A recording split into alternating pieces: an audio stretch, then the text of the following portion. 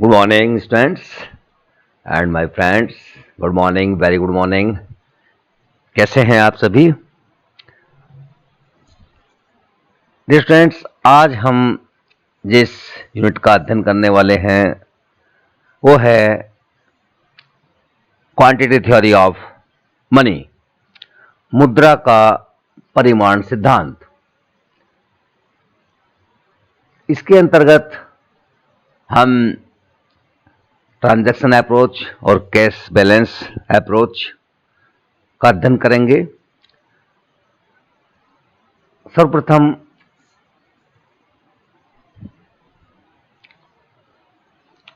मुद्रा का परिमाण सिद्धांत यह स्पष्ट करता है कि मुद्रा की मात्रा और सामान्य कीमत स्तर में प्रत्यक्ष आनुपातिक संबंध होता है।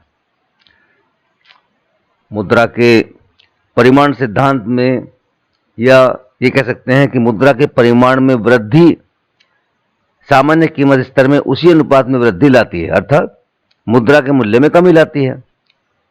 क्यों? क्योंकि मुद्रा सामान्य कीमत स्तर और मुद्रा के मूल्य में भी संबंध होता है। इस प्रकार मुद्रा के परिमाण सिद्धांत में कमी सामान्य कीमत स्तर में उसी अनुपात में कमी लाती है और मुद्रा के मूल्य में वृद्धि लाती है। यदि हम बात करें सौदा दृष्टिकोण,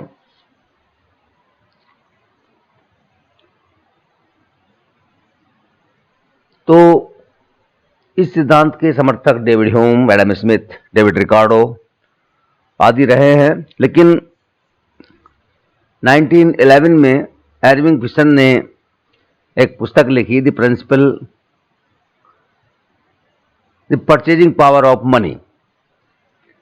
इसमें उन्होंने सौदों का लेन देन सिद्धांत, ट्रांजैक्शन अप्रोच की विस्तृत विवेचना की है। इसीलिए हम इसे फिशर के सिद्धांत के नाम से भी मानते हैं कि मुद्रा का परिमाण सिद्धांत फिशर के सिद्धांत के नाम से इसको हम जानते हैं। इसकी मान्यताएं से पहले मैं इसकी एक समीकरण है जिसका हम अभी आगे अध्ययन करेंगे। PT is equal to MV plus M dash V dash, या P is equal to MV plus M1V1 upon T। ये समीकरण इरविंग फिशर ने दी है, लेकिन इससे पहले इसकी हम कुछ मान्यताएं हैं उनको हम देख लेते हैं। सबसे पहले तो ये है कि समीकरण में P एक निष्क्रिय तत्व है, अर्थात P अपने आप नहीं बदलता और वह स्वयं किसी तत्व को प्रभावित नहीं करता। यह समीकरण के अन्य तत्वों द्वारा प्रभावित या परिवर्तित होता है। इसी प्रकार से हम कह सकते हैं कि M और M1 का संबंध या अनुपात स्थिर रहता है। इसी प्रकार से मुद्रा का प्रचलन वेग, वेलोसिटी ऑफ मनी, V व साख मुद्रा का प्रचलन वेग V1 भी स्थिर रहते हैं। सौदों की मात्रा, ट्रांजैक्शन T स्थिर रहती है, अर्थात अर्थव्यवस्था में पूर्ण रोजगार की दशा पाई जाती है। इसी प्रकार से मुद्रा विनिमय के माध्यम का काम करती है और संचय का कार्य नहीं करती है। इसका संचय नहीं किया जाता है। अर्थव्यवस्था में वस्तु विनिमय प्रणाली नहीं पाई जाती है। इसमें दीर्घकाल में मुद्रा व कीमतों में संबंध का अध्ययन किया जाता है। इसी प्रकार से साख मुद्रा की बात, जैसे कि हमने इसमें प्रचलन वेग की बात की, कुछ मान्यताएं यदि हम इनको अलग अलग करें तो मुद्रा पूर्ति के संबंध में फिशर की समीकरण की कुछ मान्यताएं हो सकती हैं। जैसे साख मुद्रा की पूर्ति स्थिर अनुपात में रहे। इसमें साख मुद्रा बिल, चेक, हुंडी या कानूनी मुद्रा धात्विक जो पत्र मुद्रा है के साथ एक स्थिर सामान्य अनुपात रहता है, जिसका अध्ययन हमने किया अभी। मुद्रा के चलन गति स्थिर रहे। मुद्रा का परिमाण सिद्धांत ये मानता है कि कानूनी और साख मुद्रा के चलन वेग में कोई परिवर्तन नहीं होता है। चलन गति से हमारा तात्पर्य मुद्रा का एक हाथ से वेलोसिटी, जिसकी हम v की बात कर रहे थे, एक हाथ से दूसरे हाथ में जो हस्तांतरित होने से है। इसी प्रकार से मुद्रा का संचय नहीं होता, जैसा कि अभी हमने दिया कि इस सिद्धांत में ये भी मान्यता की गई है कि जितने भी सिक्के नोट चलन में लाए जाते हैं वे सब चलन में मौजूद हैं, अर्थात उनका कोई भी अंश दबाकर छिपाकर नहीं रखा जाता है। इसी प्रकार मुद्रा की मांग से संबंधित मान्यताएं हैं कुछ। मुद्रा की मांग स्थिर रहनी चाहिए, जनसंख्या में कोई परिवर्तन नहीं होना चाहिए, उत्पादन की मात्रा स्थिर होनी चाहिए, वस्तु विनिमय के सौदे यथास्थिर हैं। ठीक है। अन्य मात्राएं जैसे व्यापार की मात्रा टी अभी माना स्थिर होता है, और सामान्य कीमत स्तर एक निष्क्रिय घटक है। तो ये चीजें मान्यता के रूप में इरविंग फिशर ने मानी है। इन मान्यताओं के अनुरूप अब हम देख सकते हैं फिशर का समीकरण PT is equal to MV plus M1 या M डैश V डैश। इसमें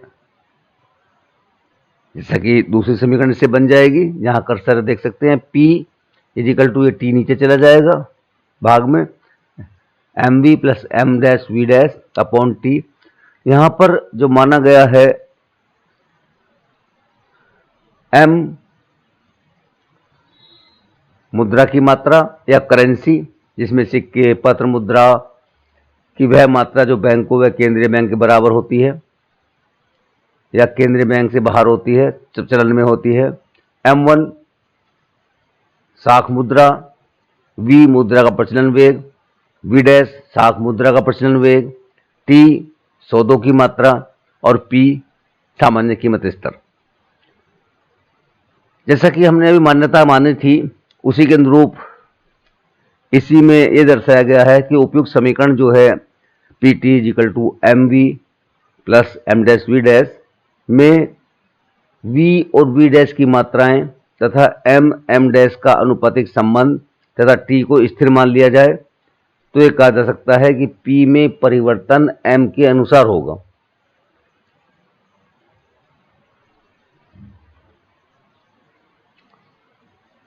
ये बात समझ में आ गई होगी कि यदि हम M1 या M डैश M और V डैश इनको स्थिर मान लें, व्यापार की मात्रा या सौदों की मात्रा T को स्थिर मान लें, तो क्या होगा, P और M में एक संबंध स्थापित हो जाएगा।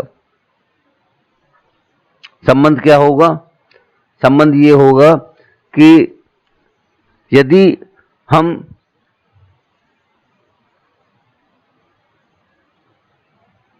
M को दुगना कर दें, मुद्रा की मात्रा को दुगना कर दें, तो P भी दुगना हो जाएगा, कीमत स्तर भी दुगना हो जाएगा। और यदि M को 4 गुना कर दें तो P भी 4 गुना हो जाएगा। इसमें इसका हम एक वैसा एग्जाम्पल भी लेंगे, अंकात्मक संख्यात्मक एक लेंगे। पहले इसका एक रेखा चित्र दे रखा है। इसमें y अक्ष पर सामान्य कीमत स्तर है, जबकि x अक्ष पर मुद्रा की मात्रा ली हुई है हमने। इसमें मुद्रा की मात्रा और कीमत स्तर के बीच संबंध स्थापित किया गया है। ये R रेखा दिखाई गई है जो मुद्रा का परिमाण को इन दोनों के संबंध स्थापित करती है, x अक्ष सामान्य कीमत स्तर मुद्रा की मात्रा के बीच में। इसमें देखिए, जब मुद्रा की मात्रा M है तो कीमत स्तर 2 है। जब 2M कर दी जाती है या मुद्रा की मात्रा दुगनी कर दी जाती है तो कीमत स्तर बढ़कर 4 हो जाता है, दुगना हो जाता है। इस प्रकार 3M करने पर 6 और 4M 4 गुना करने पर 8 हो जाता है। अर्थात यदि हम जो फिशर की समीकरण है उसमें मुद्रा का प्रचलन वेग, साख मुद्रा का प्रचलन वेग, मुद्रा की इनको T को स्थिर मान लें, तो कीमत मुद्रा की मात्रा के अनुसार जो है वो परिवर्तित हो जाएगी।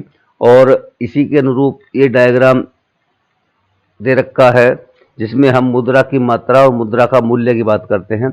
हम जानते हैं कि मुद्रा की मूल्य और कीमत स्तर में विपरीत संबंध होता है। अभी हमने देखा यदि मुद्रा की मात्रा दुगनी कर दी जाए तो कीमत स्तर दुगना हो जाएगा, लेकिन हम ये जानते हैं कि कीमत स्तर, सामान्य कीमत स्तर और मुद्रा के मूल्य में विपरीत संबंध होता है।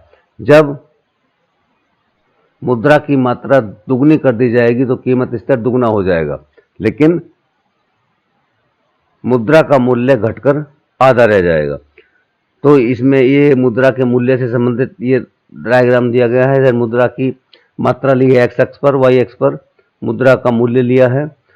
इसमें हम देख सकते हैं कि जब मुद्रा की मात्रा और मुद्रा के मूल्य में विपरीत संबंध पाया जाता है, यदि मुद्रा की मात्रा दुगनी कर दी जाए तो मुद्रा का मूल्य घटकर आधा रह जाता है। इसी प्रकार यदि मुद्रा की मात्रा 4 गुनी कर दी जाए तो मुद्रा का मूल्य 1/4 रह जाता है। ये डायग्राम इसके द्वारा हम इसको प्रदर्शित कर सकते हैं। इसी प्रकार से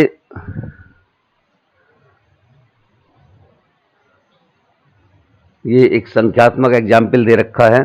इसमें हम देख सकते हैं M200, V10, M1 900, V-20 और T 20,000 हो तो कीमत स्तर हमें ज्ञात करना है, और यदि मुद्रा की मात्रा दुगनी कर दी जाए तो कीमत स्तर में क्या परिवर्तन होगा वो देखना है। अब हम एक समीकरण देख सकते हैं P = mv + m-v' अर्थात जो हमें मात्रा दी हुई है ये ऊपर M 200 V 10 ये गुणा कर दिए प्लस 900 गुणा 20 अपॉन T 20,000। इस प्रकार से ये 2,000 प्लस 18,000 अपॉन 20,000 दोनों जुड़ जाएंगे। 20,000 अपॉन 20,000 = 1। अर्थात इसमें यह है कि जब मुद्रा की मात्रा बढ़ाकर यदि 400 कर दी जाए, जैसा कि एग्जाम्पल में अभी हमने जो नेक्स्ट उसमें पढ़ा है, पहले मुद्रा की मात्रा 200 थी, अब मुद्रा की मात्रा बढ़ाकर 400 कर दी जाए तो क्या होगा, ये कीमत स्तर 2 रुपये आएगा। पहले 1 रुपये था जब 200 थी, अब क्योंकि मुद्रा की मात्रा बढ़ाकर 2 गुनी कर दी गई है तो कीमत स्तर भी 2 गुना हो जाएगा। तो ये फिशर की समीकरण है, बड़ा सिंपल सी समीकरण है और सिंपल डायग्राम है। ये सिंपल सा ही एग्जाम्पल हमने लिया है। कुछ इसकी आलोचनाएं हैं। मुद्रा के प्रचलन वेग से आप समझ गए होंगे। मुद्रा का प्रचलन वेग या वी जिसको हमने माना है उसको हम कह सकते हैं कि एक निश्चित अवधि में एक सिक्का या एक नोट जितनी बार क्रय करने के लिए काम में लाया जाता है वह मुद्रा की चलन गति या उसकी वेलोसिटी ऑफ मनी, प्रचलन वेग, चलन गति कहलाता है। जैसे कि हम एक एग्जाम्पल मान लें कि एक 10 रुपये का नोट है, दिन में 5 बार विनिमय करता है माध्यम के रूप से एक व्यक्ति के पास, फिर उसका दूसरे व्यक्ति के पास जाएगा तो क्या होगा, उसका प्रचलन वेग कितना होगा, 5, और कुल मात्रा इसकी हम सम्मिलित इसमें करेंगे। तो ये फिशर की जो हमने अभी सिद्धांत पढ़ा, ट्रांजैक्शन अप्रोच, इसकी कुछ आलोचनाएं हैं। पहले तो ये है कि यह सिद्धांत अल्पकाल में लागू नहीं होता है। यह सिद्धांत अवास्तविक मान्यताओं पर आधारित है, जैसे कि मुद्रा के मूल्य को प्रभावित करने वाले अनेक तत्वों को स्थिर मान लिया गया है। इसी प्रकार से यह सिद्धांत पूर्ण रोजगार की स्थिति को मानकर चलता है, जो कि संभव नहीं है। किन्स ने बताया है कि सामान्य स्थिति जो है वह पूर्ण रोजगार की पाई जाती है। इसी प्रकार इसमें माना गया है कि यह सिद्धांत M के परिवर्तन का प्रभाव तो P पर दिखाता है, लेकिन P में परिवर्तन अर्थात P जो है एक निष्क्रिय घटक माना गया है। सामान्य कीमत स्तर एक निष्क्रिय घटक है और स्वयं आर्थिक क्रिया को प्रभावित नहीं करता, परंतु यह गलत है क्योंकि सामान्य कीमत स्तर में परिवर्तन उत्पादन संबंधी निर्णयों को प्रभावित करते हैं। इसी प्रकार से इसमें यह माना गया है कि मुद्रा व साख मुद्रा के बीच स्थिर अनुपात की मान्यता M और M' के बीच फिशर ने वैधानिक मुद्रा और शाख मुद्रा के बीच एक स्थिर अनुपात को स्वीकार किया है, जो कि उचित नहीं है। अर्थव्यवस्था में शाख मुद्रा की स्थिति व्यावसायिक स्थिति पर निर्भर करती है। मंदी है, तेजी है, लाभप्रदताएं कैसी हैं। अतः शाख मुद्रा का वैधानिक मुद्रा की मात्रा से कोई निश्चित संबंध नहीं होता है। इसी प्रकार से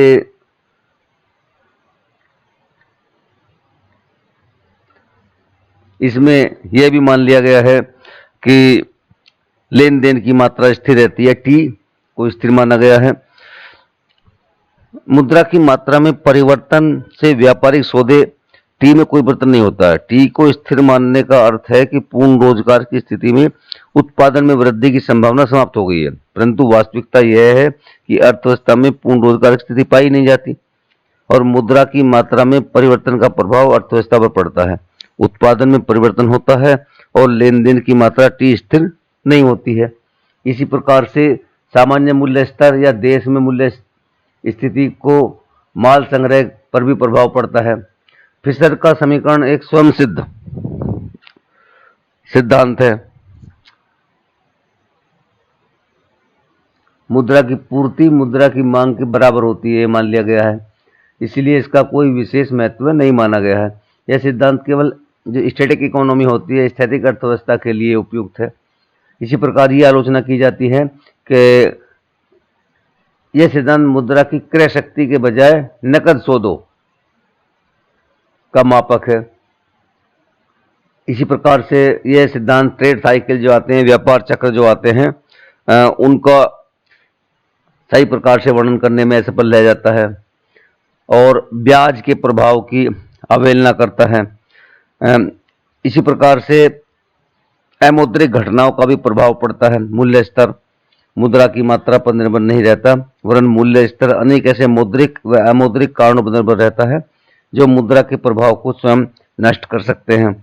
इसी प्रकार से संचित मुद्रा पर ध्यान नहीं देता है। कीन्स ने सिद्धांत की एक और दृष्टिकोण से संतोषजनक माना है। उनका विचार है कि व्यक्ति चलन अथवा शाख मुद्रा की सारी रकम वस्तु और सेवा पर व्यय नहीं करता, वरन भावी संकटों से बचने के लिए व्यक्ति हर समय मुद्रा की कुछ राशि संचय करके रखता है, जिसे तरलता अधिमान बोला है कीन्स ने। यह संचय की हुई राशि सामान्य मूल्य स्तर पर कोई प्रभाव नहीं डालती, अतः इसे मुद्रा की मात्रा में से कम करना आवश्यक है। तो ये कुछ आपकी आलोचनाएं हैं फिशर के लेन देन सिद्धांत की। इसके बाद स्टूडेंट्स हम अध्ययन करेंगे नकद शेष या कैश बैलेंस, कैम्ब्रिज दृष्टिकोण। लेकिन इस वीडियो में हम इसका अध्ययन नहीं कर पाएंगे क्योंकि ये थोड़ा सा बड़ा चैप्टर हो जाएगा। तो इसकी हम नेक्स्ट वीडियो में इसको अध्ययन करेंगे। हम आपका जो नकद बकाया है, कैम्ब्रिज का मुद्रा परिमाण सिद्धांत या कैश बैलेंस अप्रोच। तो इस वीडियो में इतना ही स्टूडेंट्स। ओके, कोई इसमें प्रॉब्लम हो तो मुझसे आप संपर्क कर सकते हैं, ठीक है। Okay students, okay, thank you very much.